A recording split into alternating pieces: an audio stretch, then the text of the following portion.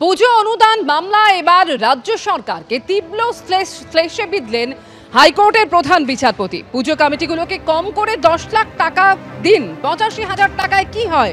85,000 টাকায় প্যান্ডেল বা পুজোর কোনো কাজ হওয়া সম্ভব নয়। এই টাকায় খুব বেশি হলে একটা তাঁবু বানানো যেতে পারে, না হলে কার্যকরী কমিটির সদস্যদের কাজে লাগতে পারে, মন্তব্য করেছেন প্রধান বিচারপতি। আমি 2 বছর পুজোয় ঘুরে দেখেছি যে এই টাকায় কিছু হয় না। অনুদানের টাকা কমপক্ষে 10 গুণ বাড়ানো হলে সেটা পুজোর কাজে লাগতে পারে। রাজ্যে দুরারোগ্য রোগে আক্রান্ত শিশুদের জন্য সরকার 1000 টাকা দেয়, তাদের আরও বেশি প্রয়োজন।